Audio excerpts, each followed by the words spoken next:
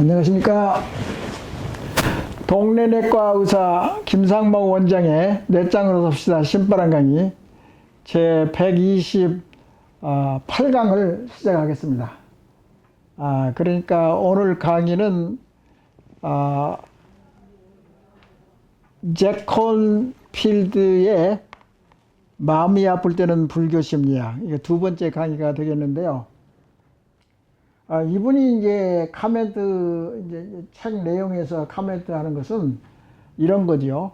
지금까지 나도 불교를 좀 공부해 보니까 이런 거더라고.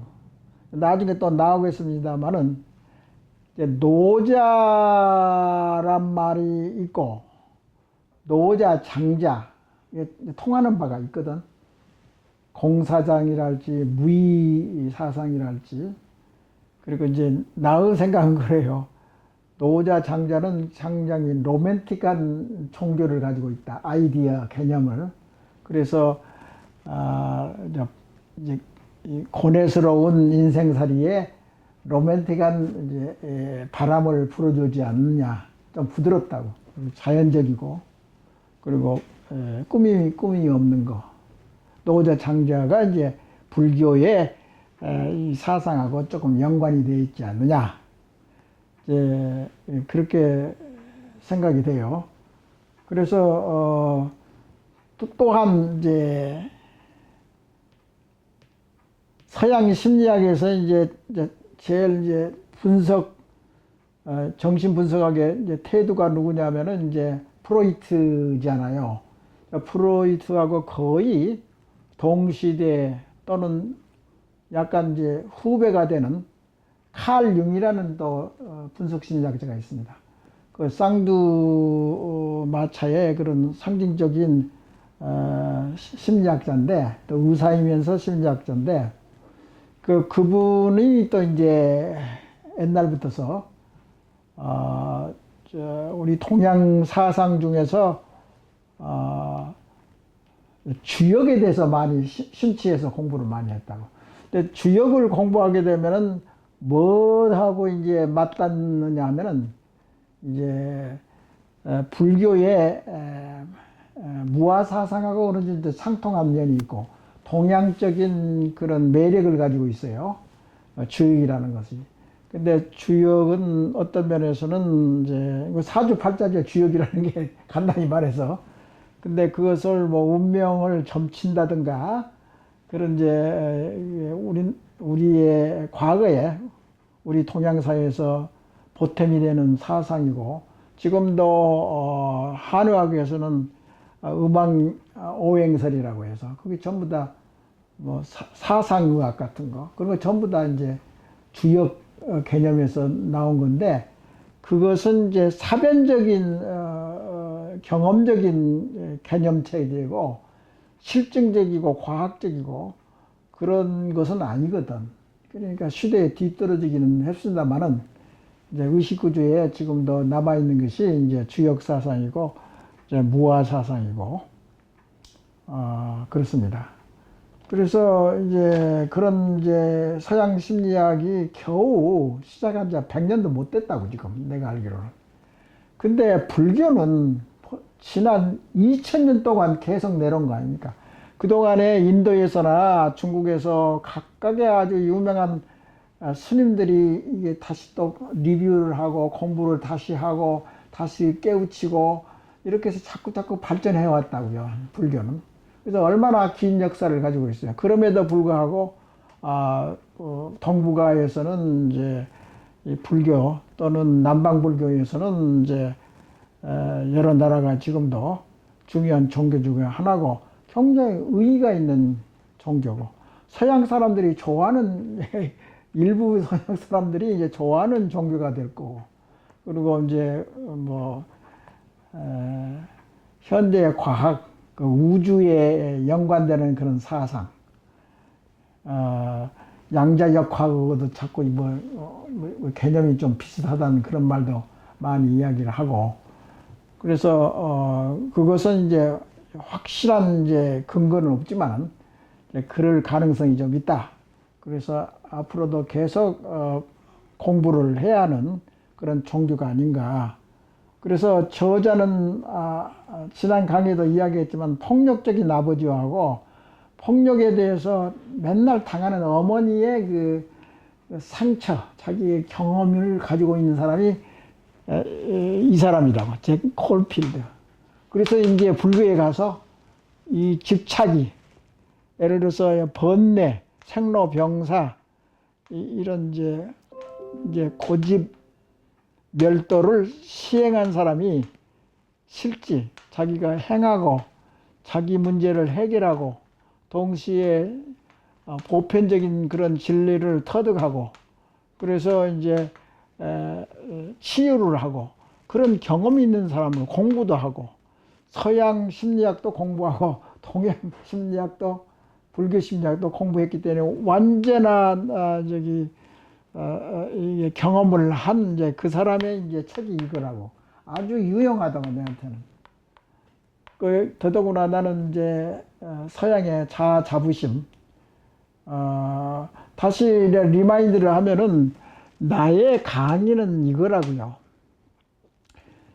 불교 심리학에서는 자아 자부심에 관한 이제 자아를 많이 이제 언급을 하고 연구를 하고 탐구를 하고 성찰을 하고 그러거든요. 근데 이제 불교에서는 개인적인 자아랄지 집단적인 자아 또는 이제 보편적인 자아에 대해서는 구별을 하지 않고 그냥 자아의식 그것을 논하거든요. 그걸 잘 해야지 그런 능력을 많이 발전시켜야지 무아 사상에까지 도달해 가지고 정말 깨달음을 불교의 깨달음을 경험하고 할 수 있고 불자가 될 수 있다, 부처가 될 수 있다. 나중에 또 나가지면 보살은 이제 부처가 될 수 없고 그 나머지는 전부 다 할 수 있고 보살 개념이 굉장히 중요한 개념이고 그런 분들이 이제 우리 사회에서도 많이 아주머니들이 보살이라는 사람이 많이 있잖아요. 그 사람은 존경스럽고 굉장히 머리를 숙이는 그러한 존경을 받을 가치가 있는 분들이라고요. 또 우리 사회에 필요한 거고. 그러기 그게 이제 보살 옛날에 보지만 신라 시대 그 뭐 원효 대사도 보살을 더 중시하고 부처보다도 내 생각에는 보살 정신을 더 펼친 분이 원효 대사가 아닌가.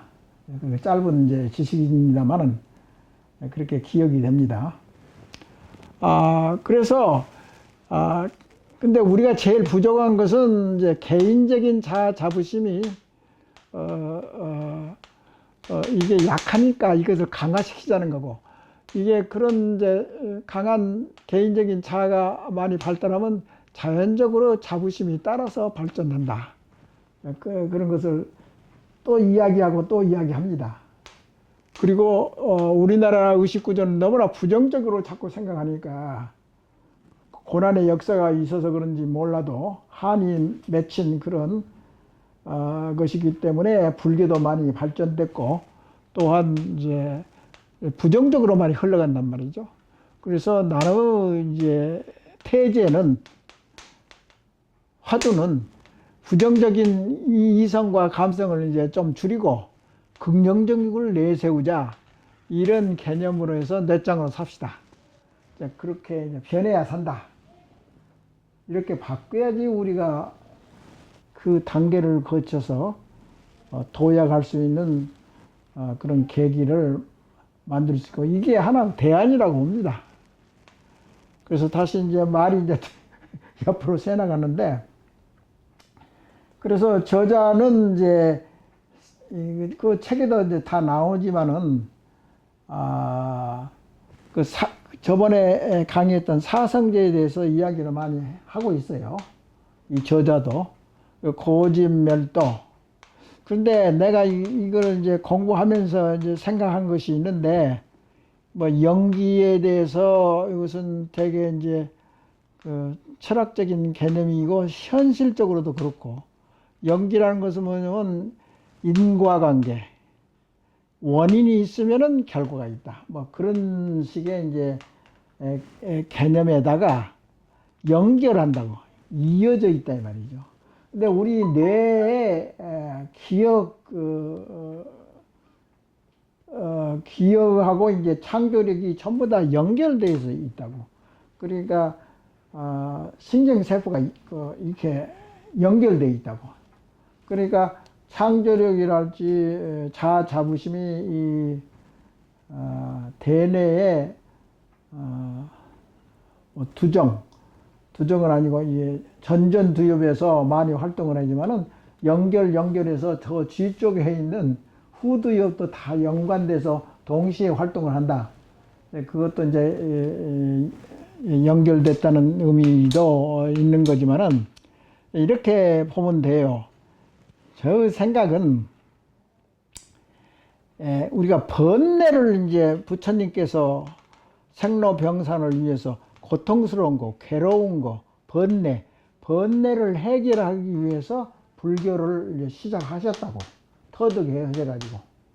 그러니까 얼마나 이 부처님은 머리가 좋길래 이런 새로운 창조적인 이런 변화, 생각의 틀을 바꾸는 그런 것을 시도를 하고 수행을 하고 불교를 완성하니까 그 위에 따르는 제자들이 이제 계속해서 불경을 연구를 하고 따르고 또 현재까지도 도움을 주고 그러지 않겠습니까? 그런데 나의 생각은 그래요. 서양 자아 자부심을 공부했기 때문에 부처님께서는 부정적인 감히 내가 주장하는데 그러니까 부처님께서는 번뇌를 위주로 해서 부정적인 자아의식 나쁜 우리가 나쁜 성질이 있단 말이에요. 욕심을 너무나 부른다든가 너무나 무지하다든가 뭐 그런 이제 고집 집착하는 마음이랄지 이런 것을 타파하기 위해서 불교를 했는데 그렇다고 한다고 하면 뭐가 이제 문제점이 나오냐면은 서양의 자아 자부심은 부정적인 그런 자만 관여를 하는 게 아니라 긍정적인 자도 우리가 수용을 해가지고 그걸 더 발전시키면 더 좋지 않느냐 얘기지. 그러니까 여기서 말하는 내 짱으로 삽시다에서는 부정적인 번뇌랄지 괴로움이랄지 그것은 일단 접어놓고 우리나라는 그것이 너무나 세니까 너무나 부정적인 국민성을 가지고 있기 때문에 일단 긍정적인 긍정심리학도 또 따로 있다고요. 긍정심리학이라는 게 또 있다고. 많은 심리학이 이제 분파가 많이 있는데 하여튼 이제 긍정적인 자아를 더 발전시키면 결국은 부정적인 자아도 좋아지지 않느냐. 그리고 근데 요걸 이제 적으로 해가지고 잘못 이해를 하면은 이제 자아를 완전히 없애야 된다. 근데 없어지지 않아요. 사실은 현실적으로는.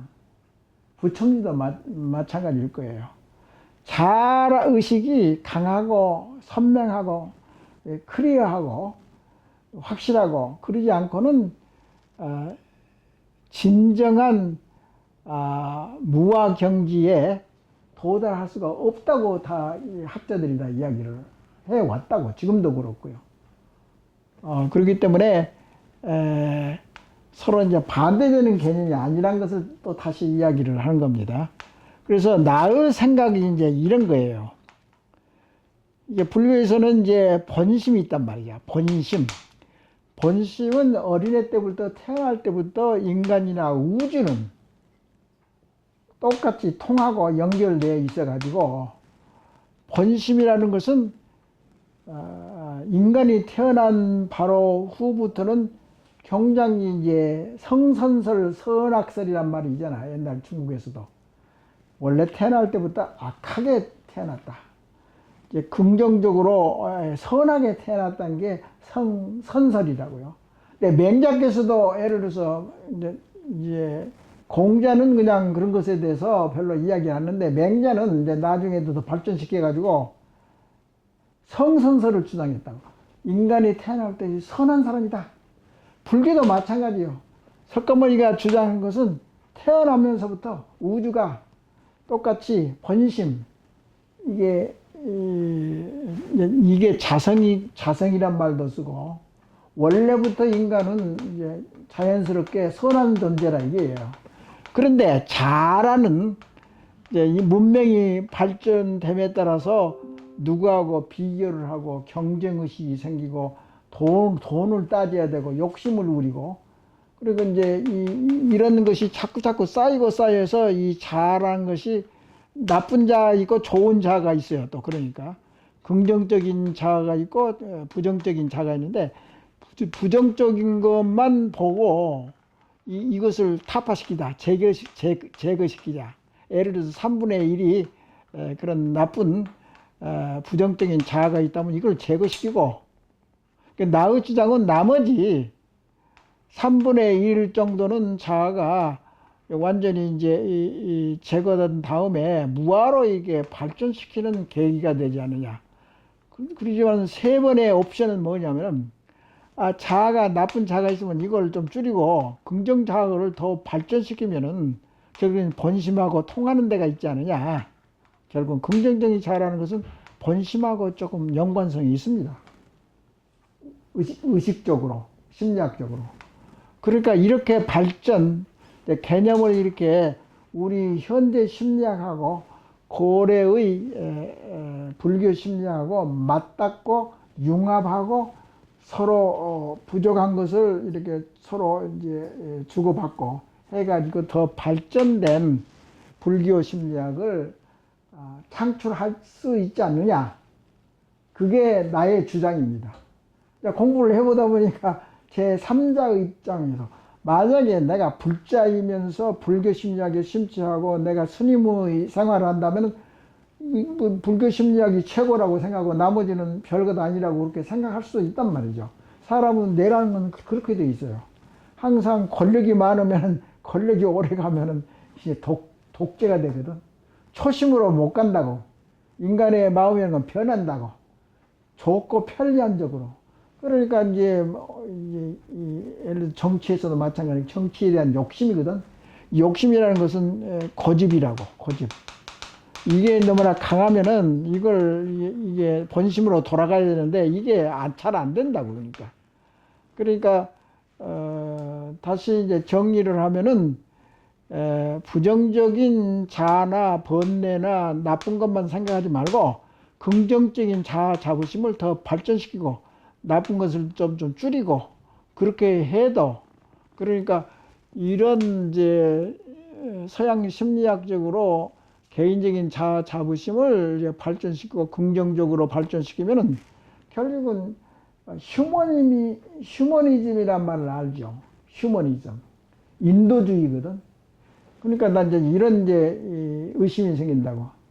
종교를, 어느 종교를 믿든지 참한 사람이 되면 좋은데, 동시에 종교가 없으면서도 얼마든지 인도주의적인 인권을 존중하고 독재가 아니고 욕심만 혼자 부리지 말고 공평하게 공평사회, 그러니까 능력 있는 사람이 이제 발전하면은 거기에 따라서 혜택을 보고 같이 주고받고 그렇게 사회가 문명사회가 되고, 지금 현재 사회에서 제일 두 가지 문제점이 이 자연이 파괴된단 말이죠. 기후 협약이 이제 미국도 이제 오케이를 했었는데 여하튼 그게 문제였다고. 계속 이제 태평양에도 플라스틱 쓰레기가 막 몰려다니고 기후가 많이 변해가지고 이게 인간이 살 수 없는 이제 기후가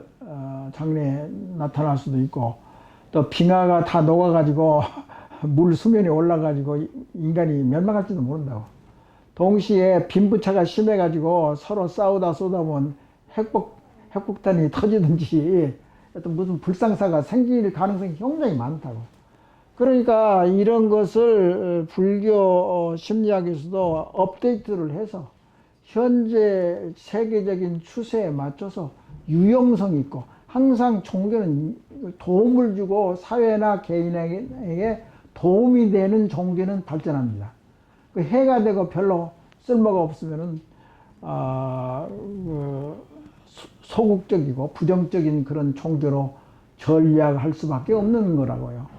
그렇기 때문에 앞으로 이제 더 조목조목 가닥을 짚어가면서 문제점을 제기를 하겠습니다만은 여하튼 우리의 이제 인간의 뇌는 원래 본성은 원래 좋은 거다. 본성의 연민의 심리학에서도 나오고 자아의 상태고 자성의 이제 심리학이고 우아의 경지고 이게 본심이 원래 태어날 때부터 좋은 거다. 그래서 이제 심리학에서는 이제 여기에 이제 우리 인간의 뇌에 이제 본심에 관여하는 거울이 있다고 그러잖아요. 그러니까 자녀들이 부모를 따라서 배우고 그런 경우에는 이제 어머니나 아버지의 부모의 어떻게 행동하고 자기를 어떻게 대우를 하고 기르고 그런 것에 의해서 이제 부모를 닮아가는 이제 그런 세포가 각각 머릿속에 있다. 부모도 있고 이제 거울 세포라는 것은 어린 자녀 뭐 3살짜리, 4살짜리 그런 이제 머릿속에 같은 거울 세포가 있기 때문에 닮아가는 거죠. 결국은. 근데 그런 것이 좋게 닮아가면은 좋은 건데 그러니까 이제 좋게 이제 긍정적인 자아의 바탕에서 잘 성장하고 발전하면 좋은 인간이 된다고. 꼭 종교가 필요 없을 수도 있다고. 아마 근래 학자들에서는 신은 죽었다. 그렇게 이야기하는 사람도 있지 않습니까? 그러니까 그것은 하나의 인간의 오만한 무엇일 수도 있지만은 그것은 휴머니즘, 인도주의 그 자체가 종교일 수도 있다. 세계 보편적인 진리에 입각한 그런 거죠. 그러니까 중국이나 일본이 예를 들어 보편적인 그런 진리랄지 그런 휴머니즘이 없고 왜곡되고 삐뚤어진 의식 구조를 가지고 있으면 그 사이에 끼어 있는 정말 굉장히 순하고 참된 대한민국 국민을 못 살게 그냥 자꾸 그러면 이제 그게 이제 세계적인 종교에 또는 휴머니즘 인권에 어긋나는 그런 윽박지르는 일이 되겠죠. 우리가 참 그러려면 그런 것을 다 예방하려면 우리나라 사람들이 각자 의식 수준이나 자아 자부심 수준을 올려서 주위에 민족에보다도 더 월등한 선진 의식을 가지고 있어야지 그게 힘이 됩니다. 또 우리나라가 이제 뭐 땅덩어리도 좁은데 센 강국하고 부딪혀서 또 식민지가 되고 또 이제 파멸이 올 수도 있지 않습니까? 그러니까 스마트하게 머리를 넷장으로 잘 연구를 해서 불교 심리학이 됐든지 사회 심리학이 됐든지 각자 노력을 해야 될 겁니다. 그래서 머릿속에 거울 세포가 있다는 것은 열린 사회를 주장하는데 필요하고, 그러니까 그런 것은 이제 우주와 통할 수 있는, 그러니까 이제 빛이 무엇이냐? 빛이 이제 뭐 입자다, 파동이다. 그렇게 양자 물리학에서 이러쿵 저러쿵 그러잖아. 그런 것도 불교의 그 심오한 그런 철학하고 맞닿아 있고 논의가 될 수 있는 그런 것이 아닌가. 그래서 그렇게 이제 입자냐 파동이냐 하는 것은 결국은 이제 생각이나 그런 머릿속에서 일어나는 그런 자각이랄지 모든 것들이 그게 찰나적이란 말이야. 지난 강의도 이야기했지만은 무아가 계속적으로 있는 것도 가능한데 찰나적으로 무아가 있다가 무아가 있다가 자아가 있다가 찰나적으로 생각의 그 흐름이 이게 순간적으로 이게 끊어져 있는 그런 것을 우리 불교에서는 이야기하잖아요. 그러니까 순간적인 무아 사상, 순간적인 의식 상태, 찰나적인, 그러니까 몇 초에 이랬다 저랬다 하는 것이 변화무쌍한 그게 의식의 패턴이고 성질이 아닌가, 그것을 이해를 하면은 좋겠고, 마지막으로 이번 강의에 이야기할 수 있는 것은 불교에서는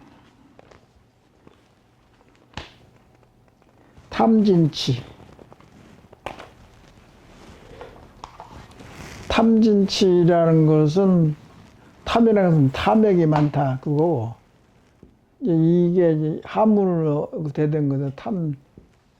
탐진치. 치라는 것은 어리석다는 거고, 이게 탐욕이라는 것은 탐이고, 이건 허무스럽다. 탐진치를 어떻게 핸들링을 잘 하느냐, 그게 이제 여기서 말하는 고집멸도. 그러니까 이게 팔정도에 의해서 이걸 도를 닦고 멸, 이런 고집, 이런 번뇌를 멸한다, 소실시킨다. 팔정도에 의해서 이걸 없앤다. 그런 것에서 이제 목표가 되는 것이 탐욕스럽고, 또는 허무스럽고, 그 다음에 우둔하고 어리석고, 이런 것을 고집멸도의 사상제에 의해서 이걸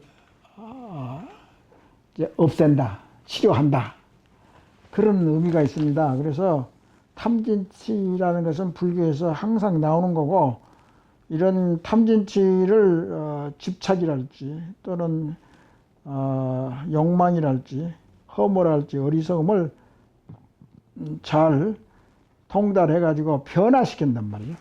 어떻게 변화시키냐면 연민의 사상으로 생각을 변화시킨단 말이에요. 탐진치를 수양을 해 가지고 옳은 방향이 이제 연민의 사상 느껴가지고 변화를 시켜야지 발전된다. 또는 무의 상태에 도달할 수 있고, 결국은 부처님이 되는 길이 있고, 그 다음에 이제 해탈하는 그런 길이, 탐진치를 어떻게 타파시키느냐, 그런 것이 이제 수행을 하고, 그런 과정에서 스트레스가 많이 생기고 그러지 않겠습니까? 그런 경우에는 호흡 명상을 한다든가, 이렇게 자꾸 스트레스를 해소해 준다고. 근데 이제 잡생각이 많이 생기거든요. 수양하게 되면은. 명상을 하게 되면 그런 것을 이제 없애려면 자꾸 이제 호흡에 집중한다든가, 또는 배에 이제 숨 쉬는 것을 이제 포커스를 맞춰가지고 거기에 초점을 맞춰서 생각을 하면 차차차차 없어지고, 모든 사람들이 그래요. 이 콘필리의 이제 장점은 뭐냐면은, 그렇게 고통스러운 용기와 열성을 가지고 노력을 하지 못하고 중도에 탈락한 사람도 많이 있는 것을 인정하고 있다고, 이 사람은. 그러니까 예를 들어서 불자든지 이제 스님이 이제 강의를 하면 항상 좋은 것만 자기 스타일대로만 자꾸 이제 생각을 엮어가지고 거기에 이제 몰입을 해가지고 자꾸 이제 그것을 생각을 또 이제 좁힌단 말이죠.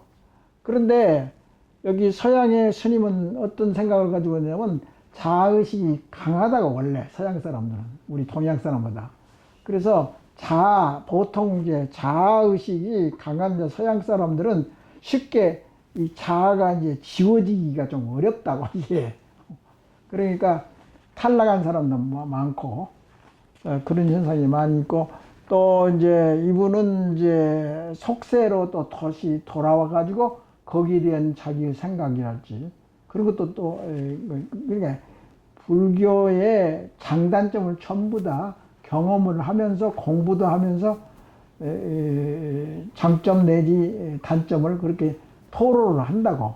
이게 진짜 자기의 경험을 이야기한 거죠. 그래서 내가 배울 점이 많아졌다. 그래서 이렇게 강의를 여러 번 나누어서 이분의 생각을 지금 이야기하고 있습니다. 자꾸 말이 길어져서 그러는데, 이분이 여튼 강의가 길어진 이유는 이분에서 내가 배울 점이 굉장히 많았었어요. 그렇기 때문에 이런 책을 내가 만난 것을 정말 감사하게 생각하는 거죠, 지금. 그래서 하여튼 이번 강의는 이걸로 마치겠습니다. 감사합니다.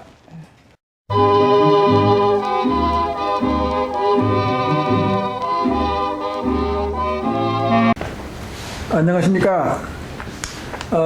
동래내과 한울내과 원장 김상목의 몇 장으로 삽시다 신바람 강의 제 60강을 시작하겠습니다.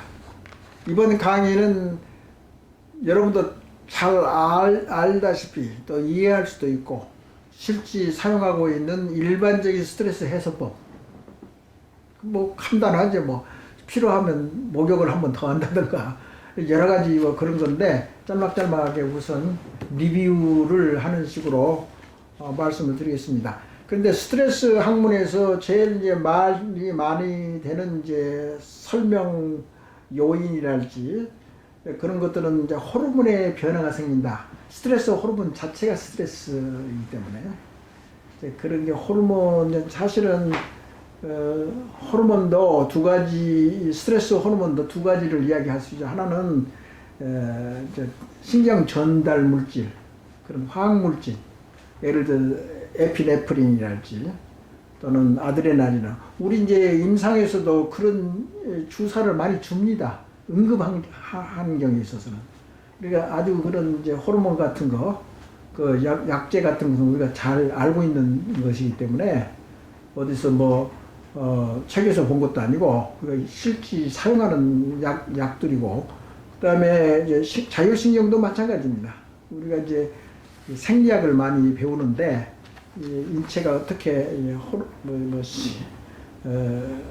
자율신경이 작용을 하는지, 신경도 자율신경도 있고 자율신경 아닌 것도 있고, 그리고 이제 자율신경이 관여하고, 이제 세 번째는 신경 전달 물질. 신경 전달 물질은 뭐 다 아시겠습니다만은 여러 가지 종류가 뭐 40개 이상의 그런 종류가 있는데, 하여튼 그것은 그때그때 나오는 대로 이제 이야기를 할 거고, 그 다음에 의미가 있는 것은 면역하고 관계가 된다. 면역, 암. 그리고 내가 하나 더 붙이자면은 스트레스가 없이 잘 이용해야지 자아 자부심을 더 고양시키는 힘이 생긴다. 그것을 나는 이제 내가 지금 강의를 하는 것은 스트레스뿐만 아니라 그것보다도 일반적인 스트레스도 이야기하는데, 이런 것을 잘 함으로써 자아 자부심도 덩달아서 키울 수 있다. 그리고 스트레스가 많으면은 자아 자부심이 다운되고, 스트레스를 잘 관여를 하고 관리를 하고 조절을 하면은 이제 자아 자부심도 훨씬 더 발전해가지고 우리가 소기에 이야기하는 한국병을 고친다든가 의식 계획을 한다든가, 우리가 개인적으로나 또는 사회적으로 다 똑같습니다, 원리가. 그리고 우리 민주주의를 발전시키기 위해서도 자아 자부심, 그것이 꼭 필요합니다. 그 원리가 바로 자유랄지 책임이랄지 정직이랄지 자발적인 행동이랄지 참여랄지 또는 이제 책임 완수랄지 원칙이랄지 또는 이제 평등 정의 하는데, 그게 쉽게 되나요? 우리 역사적으로도 그런 개념이 별로 없는 우리 사회인데, 동양 저기 사회인데, 근데 그래서 새로 만들려고 하려면 우리가 기초를 다지고 그걸 이해하고, 그래서 이제 정신 문화를 차곡차곡 쌓아 올리는 거지.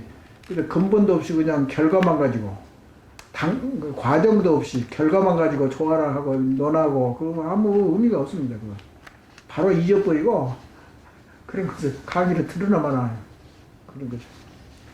하여튼 저기 스트레스 방법은 아시다시피 운동이 제일 좋습니다. 운동도 뭐 특히 자라나는 어린이들, 학생들 운동을 많이 시켜야 됩니다. 끈기를 위해서, 또 몸을 위해서, 스트레스를 위해서. 뭐가 됐든지 땀 흘리고 운동을 많이 한 것은 아주 효과가 좋습니다. 그래서 자신감도 생기고 자아 자부심도 결국 가서는 생기는 것이 운동이기 때문에 그것은 뭐 학교 체육 시간이 없어진다는 것은 그건 말이 아니죠. 그건 아주 뒤떨어진 생각이라고. 맨날 그냥 공부만 하고 말이죠. 공부도 운동하는 공부가 제일 중요한 공부죠. 예를 들어서 그런 것을 과학적으로 우리가 지금까지 밝혀진 문헌의 자료에 의해서 뇌과학의 발달에 의해서 다 알려진 사실들인데 꾸물꾸물하고 말이죠. 좀 그런 면이 있어요. 쉽게 그 정신문화가 빨리빨리 이제 진척되지는 않지만, 왜 그러냐면 항상 기득권의 구세력, 기득권이 변화를 안 하려고 그랬습니다. 변하면 자기가 손해인데. 그러니까 제대로 좀 기득권, 권력이나 돈이 있는 사람들은 그 사람들이 깨우쳐야지. 그리고 그렇게 정치를 하고 사회의 지도층이 되면은 항상 그래요. 조금 못한 이제 환경이 좀 조금 나쁜 동네에서 공부하는 학생들이나 어린이들이 제우선적으로 정부의 돈을 씁니다. 항상 그렇게 돼 있어요. 그리고 환자가 아프고 뭐 어쩌고 저쩌고 뭐 한다고 그래도 결국은 대량적으로 무슨 병이 나타나가지고 그걸 주가에서 의료 정책을 펼 때도 항상 나쁜 사람, 상태가 나쁜 사람부터 먼저 구조를 시작합니다. 전쟁터에도 마찬가지입니다. 피를 많이 흘리고 곧 죽어가는 사람을 건지려고 하지 조금 상처나는 사람 그대로 놔둬요. 우선순위가 아주 떨어집니다. 그런 것은 전부 다 사회 보편적인 진리에 근거를 해서 모든 사회 시스템이나 일반적인 개인의 이 캐릭터가 다 결정이 되는 것이, 뭐 사회는 사회 따로, 개인은 개인 따로. 그리고 어떤 젊은 사람들이 그러더라고요. 자부심이 뭐 그렇게 하는데 그렇게 노력하면 나만 정직하고 나만 고생하고 노력할 필요가 뭐가 있느냐. 나 저기 그런 거 공부 안 해도 얼마든지 사는데 그렇게 무책임하게. 그러니까 자기 혼자 사회를 사는 것과 마찬가지야. 더불어 사는 것이 아니라 그렇게 자기 책임을 회피하고 나는 상관없다고 그렇게 생각하는 사람들은 수준이 굉장히 낮은 정신 대뇌의 능력이나 수준이 굉장히 낮은 사람입니다. 그것을 좀 기분 나쁘게 생각 마시고, 지금까지 배운 학문이 그러니까 내가 꼭 그렇게 이야기할 수밖에 없고 그렇게 주장할 수밖에 없지 않습니까? 내가 거짓말을 하면 어떻게 되나요? 의사가 거짓말을 하면 큰일 나잖아요. 환자한테. 일반 사람이 다 환자라고는 하지만은 이제 내가 의료라는 것을 한국을 보니까 그렇게 이제 나이가 들어서 저기 반출을 해보니까 모든 시스템이 불행한 사람이 더 우선권이 있어요. 교육 정책에도 그렇다고. 좀 낙후된 동네의 애들을 생각해서 정치나 교육 시스템을 만들어야 됩니다. 강남에 있는 자식들은 누가 관여 안 해도 다 가르칠 수 있을 만큼 잘 가르치잖아요. 그걸 거기에 맞춰서 정책을 세울 필요가 없습니다. 그게 이제 지구상의 자본주의에 조금 소외된 계층을 생각하는 인도주의고 인권이라 이 말씀입니다. 수준이 다르죠. 생각하는 태도가. 그래서 말이 좀 옆으로 샜는데, 여하튼 운동이 좋아요. 그래서 등산이 됐든지 조깅이 됐든지 뭐 걷기 운동이 됐든지 수영이 됐든지 배드민턴 뭐 이거 지금 적어봤습니다. 에어로빅 뭐 테니스 자전거 타기 스트레칭 운동 뭐 볼링이 됐든지 목욕이 됐든지 뭐든지 운동 근육을 이용하는 거, 그리고 땀 흘리면 더 좋고, 그리고 팀워크를 만들어 가지고 서로 이제 우애를 다지고, 그러니까 이제 예를 들어 동네에서 예를 들어서 뭐 조기 축구 대회를 한다든가 또는 뭐 농구 시합을 한다든가, 하여튼 서로 어울려서 협력해서 팀워크를 이루어서 하는 행동, 운동, 땀 흘리고 열심히, 그러면 뇌도 발전하고 근육도 발전하고 모든 것이 스트레스도 그 문턱이 상당히 이제 높아져 가지고 쉽게 스트레스를 안 느끼고 좌절감도 안 느끼고 쉽게 포기 않습니다. 그러니까 강한 자아 자부심, 그 스트레스가 강한 그런 육체와 정신 기력을 배양하면은 수준이 높은 겁니다. 그렇게 이야기할 수 있고, 그 다음에 이제 스트레스가 너무나 없다든가 무기력을 한다든가 목표가 없다든가 그런 사람은 그 뭐 쓸데없이 뭐 하품을 한다든가 기지개를 푼다든가, 그것은 이제 숨을 좀 빨리 쉬고 숨을 많이 들이키고 좀 운동을 하고 싶다는 사인입니다. 그렇기 때문에 하품 많이 한 사람은 할 일 없는 사람이고 기지개를 펴는 사람은 더 운동을 하고 더 움직여야 된다, 그 사인을 주는 겁니다, 뇌에서. 그러니까 그 무의식적으로 일어나는 현상이지만은 내가 좀 움직여야겠다, 뭐 그렇게 이제 생각을 하셔야 된다, 그 말씀입니다. 그 다음에 수동적인 근육 이완 운동. 수동적이라는 것은 이제 병자가 또는 신체적인 장애자가 마사지를 해준다든가, 지팡이 뭐 안마를 해준다든가, 또는 뭐 힘을 놓는다든가, 뭐 쓰다듬는다든가, 뭐 지압을 해준다든가, 그러니까 이제 수동적인 물리치료라고 해지고, 이제 제 보호자가 이제 이 환자를 이렇게 다리를 폈다 굽혔다 그렇게 인위적으로 또는 수동적으로 그렇게 운동을 시켜줍니다. 그러면 근육이 그게 반응하는 거죠. 그게 수동적 이완 운동이죠. 그리고 또 사실은 이제 신체 지체들이 이제 운동할 때 수양하는 것도 하나 수동적인 운동이죠. 그 다음에 이제 세 번째로 스트레스 해소 방법은 조용한 기도요법이 있습니다. 기도라는 것은 세계의 모든 종교가 기도가 됐든지 믿는 것이 됐든지 나의 생각은 그래요. 나는 스트레스를 공부를 많이 하기 때문에 그런 종교도 상당히 심오하고 어렵고 믿기도 어렵지만은, 그렇지만은 하나의 긍정적인 이완 운동, 기도, 신앙, 믿는 것이 의지가 되고,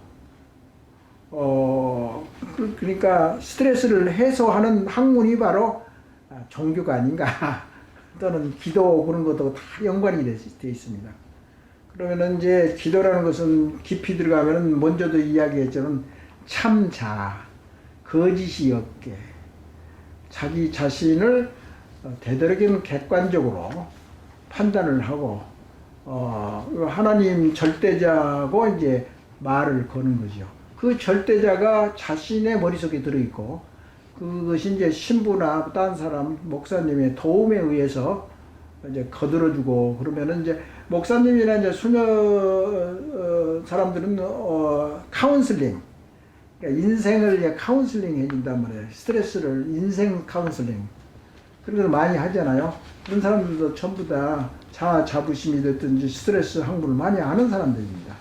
심리적인 그런 공부를 하고 이 학위도 바른 사람도 많고 다 그런 이유 때문에 그렇습니다. 그 다음에 긴장 이완 신들린 정신통일, 좀 어려운 말인데 예를 들어서 무당굿이 있잖아요. 막 흔들고 그러면은 스트레스가 해소됩니다. 그건 다 보통 사람도 한때는 노래를 많이 부는 이제 노래방 있잖아요. 목성에다가 큰 소리로 고함을 질러가면서 노래 부르는 것도 스트레스 해소라는 거예요. 그게 꼭 나쁘다고는 생각이, 난 처음부터 생각할 때, 스트레스 많이 푸네? 아주 좋은 스트레스를, 이게 덜어주는, 그러겠다고 그렇게 긍정적으로 봤거든요. 그런데 이제 그런 것들이 이제 권투를 막 한다든가, 심하게 이제 운동을 하면은, 신들린 것 같이 그냥, 기운이 펑펑 쏟아지고 말이죠. 근데 여기는 이제 이런 게 있어요.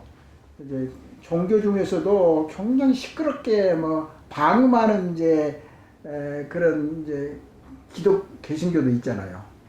이교라고 말이죠. 그 사람들은 적어도 종교의 분파에 대한 것은 나는 지식이 없으니까 하여튼 스트레스를 해소하는 것은 그렇게 좋을 수가 없다고 나는 그렇게 생각합니다. 그러니까 이단교라고 어쩌고 자꾸 공격을 하고 막 싸우고 그러는데, 그분들이 여튼 소음을 일으키지 않는 한,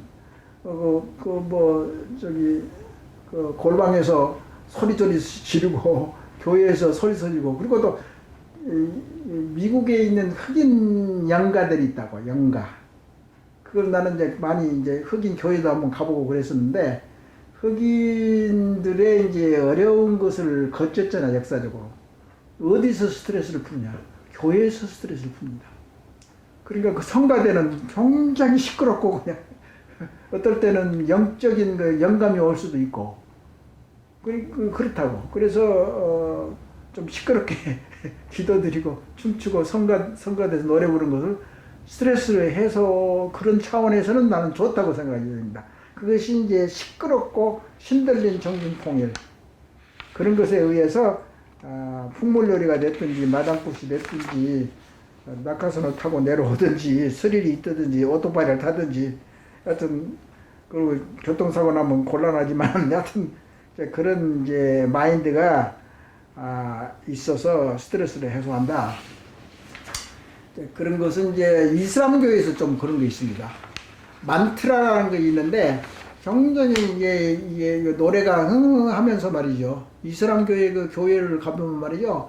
그 노래가 있다고. 그 노래가 굉장히 이게 이슬람 교도, 핍박받은 이슬람 교도들한테 위안을 준다고. 그게 만트라라고 성가대보다도 더 시끄럽고 막 춤을 추고 막 빙글빙글 돌면서 말이죠. 그런 거 스트레스 해소 방법이 있다 이 말이죠. 그리고 연상요법이라는 것이 있어요. 연상요법. 그러면 공상을 하다든가 머릿속에서 옛날에 좋았던 시절을 연상을 한다든가, 옛날에 첫 연애를 했는데 어디 했다고 그걸 자꾸 머릿속에 그리고 그 연인하고 같이 강원도 산골짜기에서 시냇물 졸졸졸 흘릴 때 손발 담그면서 서로 이야기하고 장난치고 물장난하고 그런 것을 자꾸 연상을 하면은 내가 그때 그거 좋았지 아마, 그러면서 연상을 한다는 말이죠. 그러니까 우리가 나이가 들고 그러면은 옛날에 있었던 좋은 추억은 더 좋은 추억이 되고 나쁜 추억은 다 잊어버린다고. 묘하게. 그런 것은 좋은 현상인데, 여하튼 연상으로 해서 체면하고 또 한 게 있죠. 체면요법이라고. 그런 정신을 이렇게 딴 곳으로 인도시켜 준다고. 체면을 걸면 말이죠. 그리고 생체 성환에 의한 자율신경 조절법이라는 거 있습니다. 아까도 이야기했지만 스트레스는 자율신경이 이제 관여하는데, 예를 들어서 이런다고. 예를 들어 스트레스 증상이 있잖아요. 그러면 스트레스 증상이 있으면은 맥박이 굉장히 빨라지거든요. 그러면 여기에 이제 심전도 같이 이렇게 이게 장치를 해놓는다고. 그럼 환자 그 심전도를 보고 있다고. 그럼 자기가 가슴이 두근두근하고 긴장이 돼 있으면 맥박이 빨라지네. 내 맥박이 빨라지네 하고 이제 심전도를 가리키면서 모니터에 그걸 보면서 한숨을 쉬고 이완 운동을 하고 뭐 하고 나면 맥박이 정상으로 됐네. 그러면 그렇게 함으로써 자기가 스트레스를 해소함과 동시에 맥박도 정상으로 됐다. 그렇게 인지를 한다고, 머릿속으로. 그게 이제 바이오 피드백 메커니즘이라고, 이제 그렇게 생체 송환, 바이오 피드백란 말이에요, 영어로. 그러니까 그걸 보고 맥박이 천천히 뛰는 것을 보고, 내가 좋아진 것 같다, 기분도 좋다. 그래가지고 자율신경을 자기가 자신이 조절하는 걸 자꾸 인지하고 각인하고 해서 자기 스트레스 해소법을 연마를 하는 거죠. 그 다음에 자연요법이라는 거 있는데, 우리 동양 사람들은 이제 자연을 좋아하잖아요. 그래서 노자의 이제 가르침도 있고, 동양에서는 이제 자연을 좋아하고, 자연을 파괴해가지고, 뭐, 예를 들어서 무슨 물길을 새로 낸다든가, 수력관설을 만든다든가, 물줄기를 뭐 바꿔가지고 어떻게 한다든가, 예를 들어서 요새도 많이 있지만은, 예를 들어서 쓰레기도 많고 말이야, 공기도 나빠지고 온난화다 현상이 있는데도 불구하고, 예를 들어서 그 정치적인 건데, 예를 들어서 풍속에 의해서 전기를 많이 생산한다. 또 태양광을 이렇게 깔아가지고 많이 한다든가, 또 여하튼 뭐가 됐든 간에 공장이 됐든지 뭐가 됐든지, 그게 환경 영향 평가를 하잖아요. 그러니까 이제 산림을 훼손하느냐 안 하느냐, 거기에 다람쥐나 물개가 살 수 있느냐 없느냐, 그런 걸 자꾸 이제 환경론자들이 너무나 지나치게 요구를 할 수도 있지만은, 여하튼 자연은 항상 우리가 필요한 산소, 우리가 필요 없는 이산화탄소를 자꾸 배출시키는 그런 그런 것이기 때문에, 자연은 우리하고 영혼으로나 신체적으로 친화력이 많다고. 그래서 자연에 가깝게 하는 것이 좋고, 자꾸 이 산업이 발달할수록 자연을 파괴하면 안 되죠.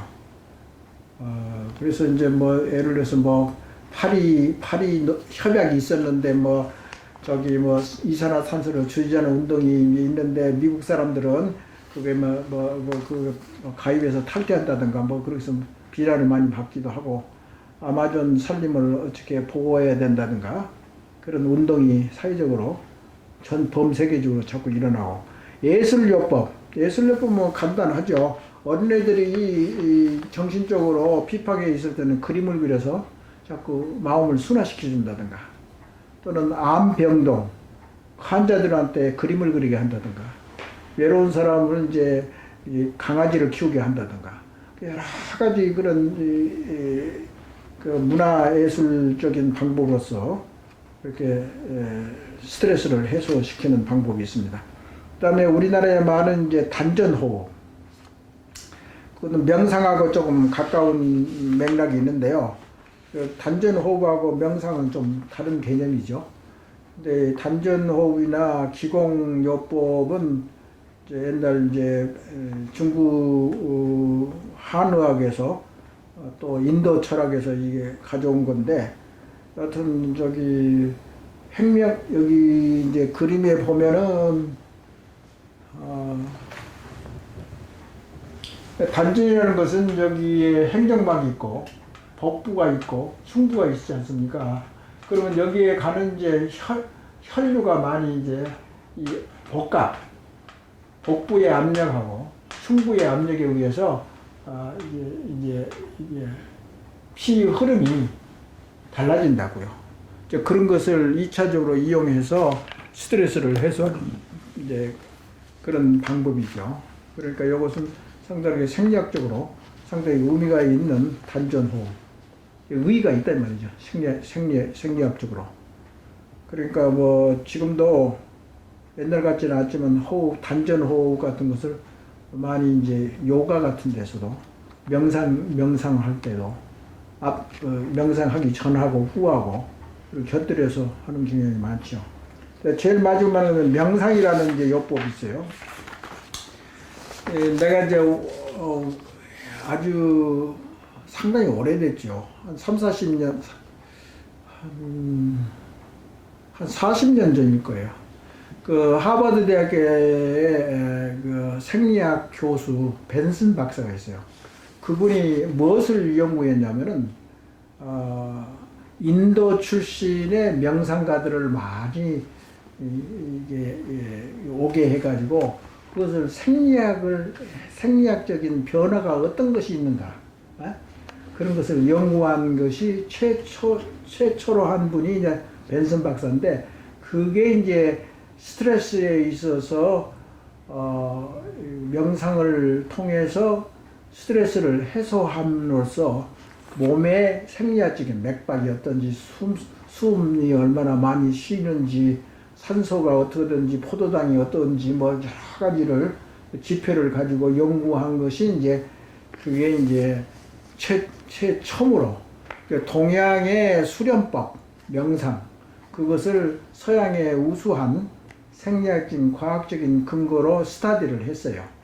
그래서 그게 증명이 됐어요.